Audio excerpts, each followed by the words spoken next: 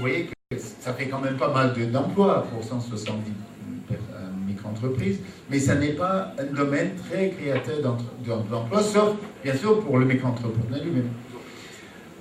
Nous sommes en train de préparer un nouveau produit, je pense que ça intéresse cette conférence. C'est un produit pour amener les jeunes chômeurs à se lancer dans l'auto-emploi, et qui sera entouré de formation, d'encadrement, de suivi après la création. Et ça devrait commencer vers la fin de cette année. Et si je puis me permettre, entre parenthèses de mes 2 minutes, nous avons été mis dans quelque chose qui s'appelle le Clinton Global Initiative, qui est une occasion de mise en réseau à New York. Asma était là hier soir et j'ai vu une photo d'elle ce matin entourée de Bill Clinton et de la prince Rania qui ont annoncé en public notre commitment, notre engagement à installer 20 000 jeunes Tunisiens dans une micro-entreprise d'ici la fin de 2015 et de former 20 000 autres dans le processus. Ceux qui ne feront pas une entreprise vont être plus employables grâce à la formation qu'ils vont recevoir avec nous. Ça, c'est vraiment Reuters, hein, c'est une nouvelle, un scoop pour vous. Voilà. Bien. Alors, finalement, autres aspects sociaux, j'aurais terminé.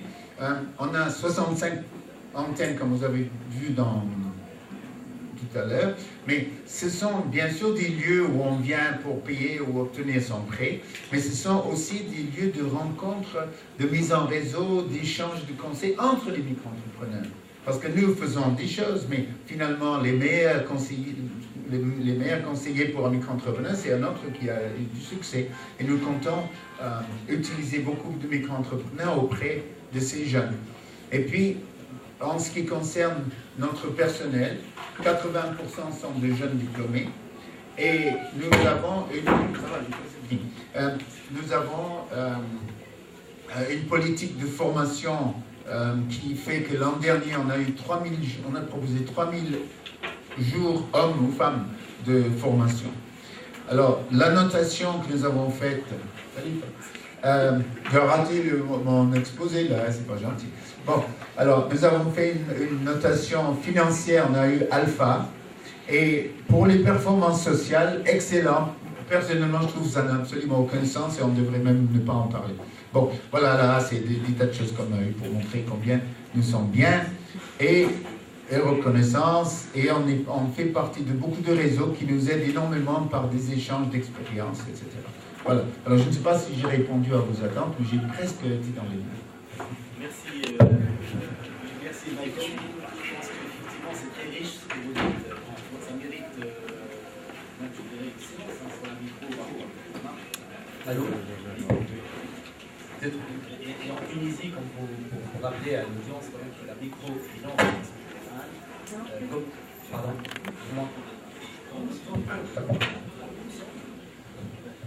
je vais hausser la voix.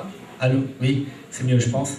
Effectivement, je dirais que la microfinance aujourd'hui en Tunisie, c'est un domaine d'activité, pour rappel, très important, qui devient un domaine assez important dans la politique de l'économie du gouvernement. Et à ce titre, vous le savez très bien qu'il y a un projet de loi sur la microfinance qui est en cours d'examen par le gouvernement et qui devrait être promulgué certainement dans les semaines à venir, puisqu'il y a eu beaucoup de séances d'examen de cette loi et je pense qu'elle est tout à fait prête. Ce que je voudrais aussi dire par rapport à ce qui n'a pas été signalé peut-être par mon ami Michael, étant donné le temps qui est très restreint pour lui, c'est quand même la microfinance aujourd'hui. Aujourd'hui, il y a pratiquement 300 000 ou 400 000 bénéficiaires de ce soutien de la part des institutions de microfinance ou de l'association, mais 300 000, mais les études montrent qu'en Tunisie, il y aurait 1 million de bénéficiaires potentiels de soutien de ces institutions de microfinance ou des associations, ce qui prouve que quand même la microfinance peut répondre aujourd'hui une solution à plusieurs je dirais, consommateurs tunisiens. Ça, c'est un élément à prendre en considération pour illustrer le poids de cette activité dans la société de la Tunisie. Michael a parlé beaucoup je pense qu'il s'est senti un peu frustré par rapport au soutien des instances internationales et gouvernementales par rapport aux entreprises, et certaines entreprises qui opèrent dans le secteur pétrolier. Mais je pense quand même que les entreprises, et aujourd'hui depuis plusieurs années, on parle de la notion d'entreprise sociale, effectivement, d'entreprise sociale, qui contribue dans la redistribution de la richesse et dans le développement de la région dans laquelle elle opère. À titre d'illustration, je pense que British Gas, ici donc représenté par Simer Ben Abdallah, est un bon exemple en Tunisie où, qui, à travers des fonds qui sont dédiés et des actions concrètes pour accompagner l'amélioration des conditions de vie des habitants dans la région où elle opère. Et à ce titre, donc, sur ce point, donc, je l'invite ces maires de nous exposer, de nous exposer l'expérience du British Gas en Tunisie.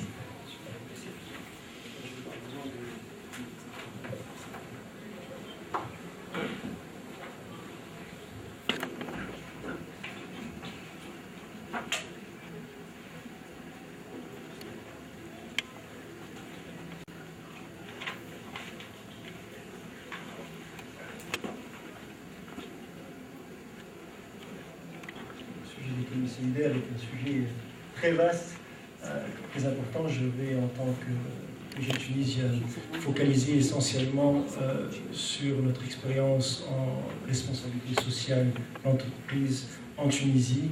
Et je pense que, vu la période que nous passons, je vais vous parler un petit peu de l'avant 14 et comment nous avons géré également l'après 14, qui nous est une sacrée expérience, au moins qu'on le puisse dire. Pardon ? C'est en 14 janvier. 14 janvier.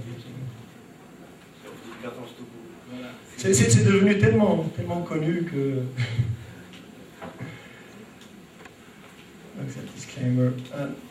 Rapidement, pour vous rappeler un petit peu ce qu'est Région en Tunisie, nous sommes rentrés en Tunisie en 1988. Nous avons développé notre premier projet mis en marche, notre premier projet en 1995, le projet Miscar, de production de gaz.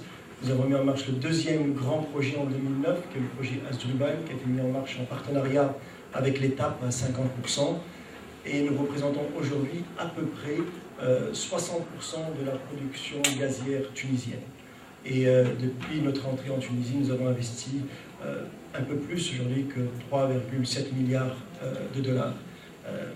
Comme l'a dit ami Michael, il est vrai que les entreprises pétrolières et gazières ont des fonds, de l'argent, mais elles investissent en bon escient.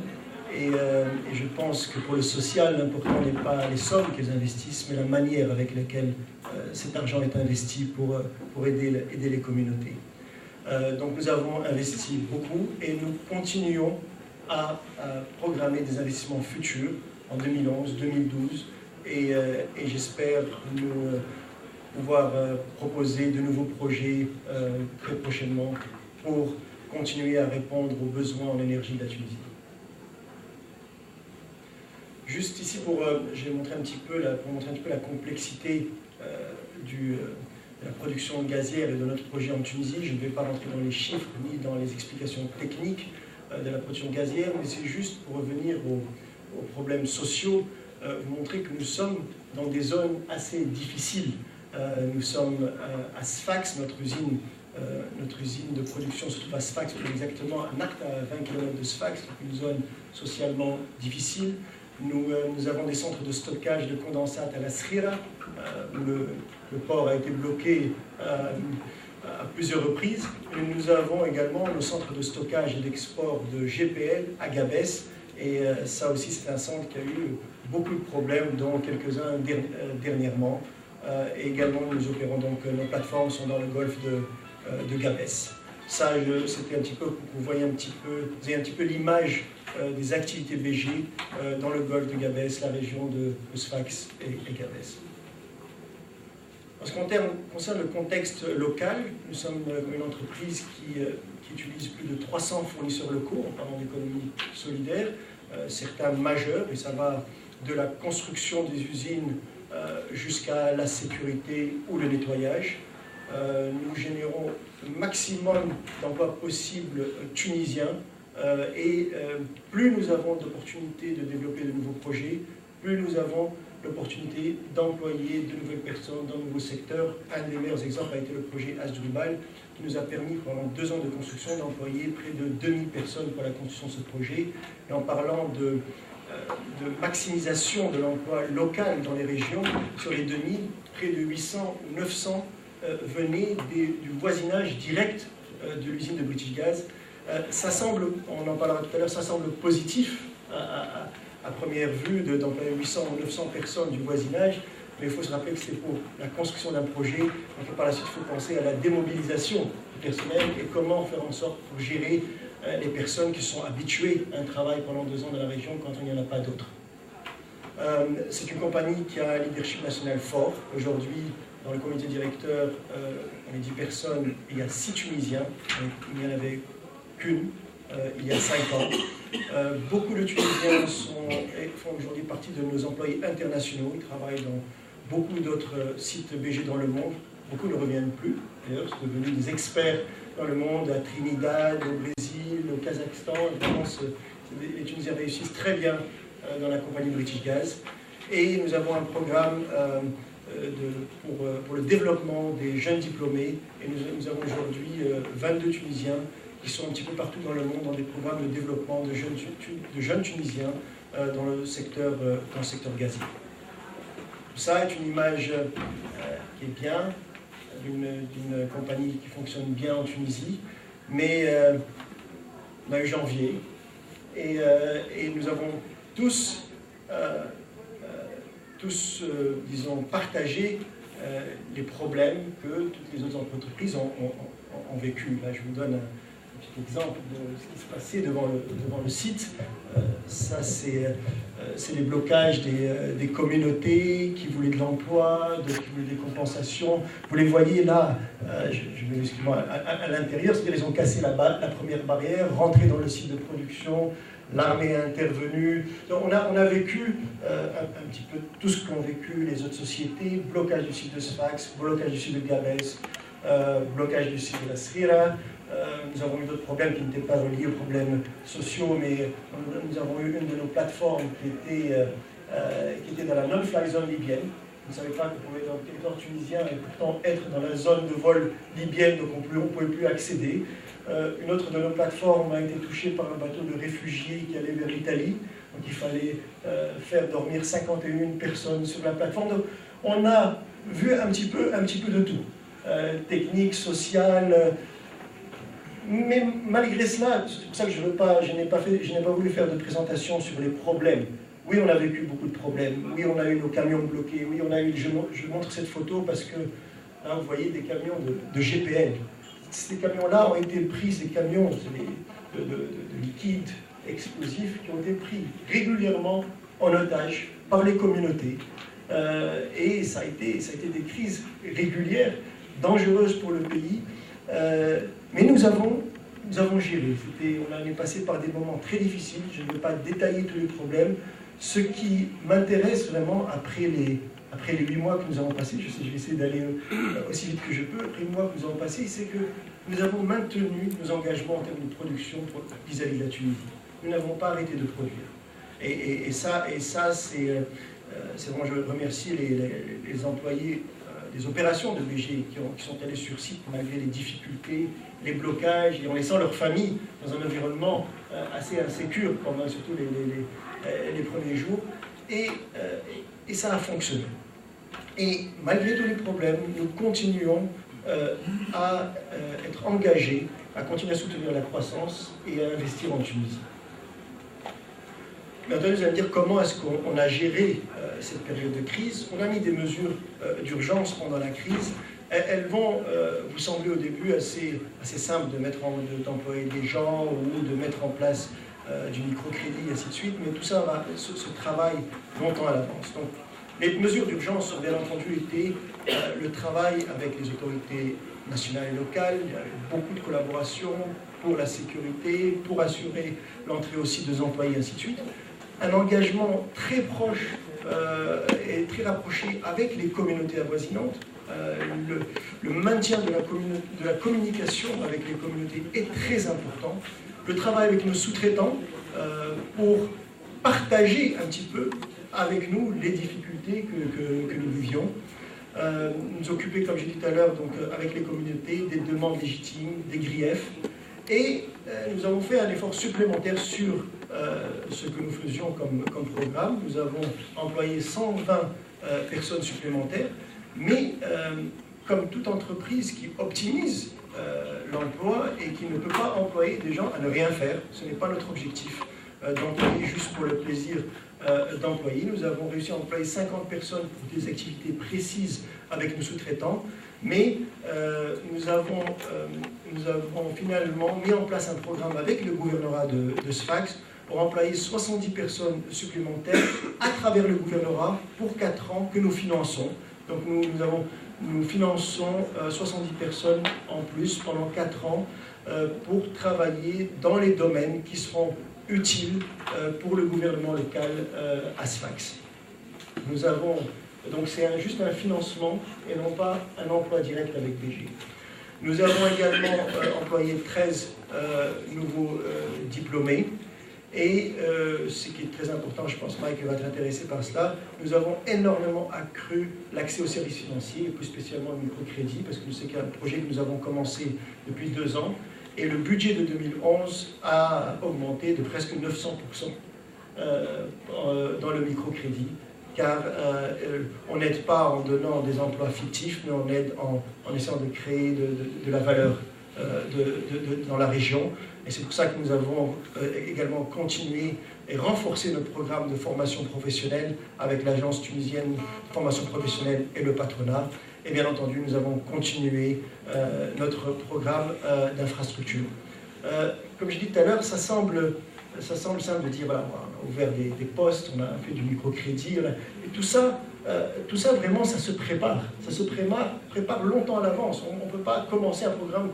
Le microcrédit c'est complexe, comme Mike connaît, c'est des professionnels, c'est des gens qui ont mis en place une approche complexe depuis longtemps. Ça se prépare longtemps à l'avance pour pouvoir travailler avec les communautés. Je dirais même, tout à l'heure, j'ai dit on a ouvert 120 postes ou 50 avec BG. C'est loin d'être simple de pouvoir calmer la situation avec 50 postes quand vous avez une communauté de 100 000 personnes. Et là, vous parlez de différentes familles, vous parlez de différentes régions, de différents niveaux socio-économiques, et il faut bien connaître la région pour pouvoir trouver le bon équilibre et l'acceptation de ces communautés-là pour le programme mis en place. Donc les choses, on se dit, ça se prépare, ça a commencé, en ce qui me concerne, en 2006, avec une nouvelle orientation du groupe BG qui a mis la focalisation sur l'importance de faire en sorte que les communautés locales bénéficient de la présence de l'entreprise. Je pense que aujourd'hui, avec le temps, 2 minutes, je crois que je suis encore loin, je vais négocier avec eux. Vous aurez l'occasion d'intervenir. D'accord, je vais essayer d'aller aussi vite que je peux. Donc, les principes d'affaires de BG Group qui ont poussé toutes les entreprises satellites dans tous les pays du monde à focaliser sur la responsabilité de l'entreprise. Et BG, bien entendu, nous avons immédiatement mis en place un programme assez complexe. Une des premières actions qui était intéressante, j'ai parlé tout à l'heure, de connaître les communautés avoisinantes, ça a été, quand on a commencé à engager avec les personnes, ce n'était pas voilà ce qu'on veut, voilà ce dont on a besoin, c'était personne ne nous écoute, personne ne communique avec nous. Et une des premières actions a été d'ouvrir un bureau de liaison avec la communauté au sein des villages voisins, qui était une plateforme pour pouvoir déjà comprendre son environnement, comprendre ces personnes, qu'est-ce qu'ils veulent, parce que c'est facile de mettre en place des programmes, s'ils ne sont pas adaptés à ces personnes-là, vous allez directement dans le mur. Donc ça, la communication a commencé comme ça, communication avec le gouvernement, essayer de ne pas dupliquer les actions du gouvernement, essayer d'être un plus aligné sur l'agenda du gouvernement. L'objectif n'est pas de faire de la pub, mais de rentrer dans un programme. Et c'est là qu'au début, nous avons identifié les problèmes d'infrastructure, qui étaient basiques. L'accès aux écoles, l'accès à l'eau potable. C'était vraiment très très difficile. On ne pouvait pas penser au développement durable du programme de microcrédit avant de travailler sur ça. Ensuite, en 2008, ce qui était intéressant, c'est que On a commencé, comme je vous ai dit, je suis encore à 2 minutes. Vous l'avez bien eu. J'en ai encore 3. Hein En tout cas, on va distribuer les slides tout à l'heure par la suite à tous les participants. La chose, bon, écoutez, je vais essayer d'aller, parce que c'était la partie qui était assez importante. Ce que je voulais, il y a 2 slides que je voudrais passer, qui sont importants. Je vais sauter tout le reste. Je ne vais pas parler de ce que nous avons fait. Il y a 2 slides. Je me répète encore un petit peu. La première action pour pouvoir travailler avec les communautés de vos régions, vous devez apprendre à les connaître. Si on a pu mettre en place en période de crise des programmes ambitieux et qui ont fonctionné, qui nous ont aidés à calmer la situation, c'est parce que les communautés avoisinantes, on les connaissait. On les connaissait par famille, par tribu, par âge, par sexe, par milieu socio-culturel, socio-économique. C'est très important. C'est excessivement important pour pouvoir mettre en place des programmes adaptés à ces familles-là. Je vais vous donner juste un exemple. Nous avons dû faire un relogement de quelques familles par rapport à un projet que nous avions dans la région. C'est facile de juste construire des maisons et déplacer les gens, mais étudier leur manière de vivre, leur comportement chez eux, pour pouvoir faire des maisons adéquates à leur système de vie est très important. Sinon, vous risquez de mettre un projet en place très cher, même si on a les moyens de le faire, comme a dit Mike, mais que personne n'acceptera. Et ça se travaille en profondeur, pas seulement en mettant des projets qui ne sont pas adaptés aux communautés. Je vais là, c'est des photos des projets qui ont été mis en place. C'est un dernier slide qui est important pour la suite, et je pense que Mike va me suivre là-dessus. Non seulement on a été convaincu du bien fondé du programme, mais avec les événements, on est certain qu'il faut absolument que toutes les entreprises privées, non seulement qu'elles aient leur licence fiscale, leur patente, et ainsi de suite, mais ce qu'on appelle la licence sociale d'opérer. Et il est très important d'être socialement responsable à un niveau très tôt dans l'entreprise pour pouvoir réagir à toutes les difficultés. Cependant, ce qu'on a vu sur le terrain et ces derniers temps, il faut qu'il y ait une collaboration très proche avec les autorités, les populations, les institutions pour atténuer certains climats de bureaucratie difficile, de corruption, qui peuvent vraiment rendre les choses très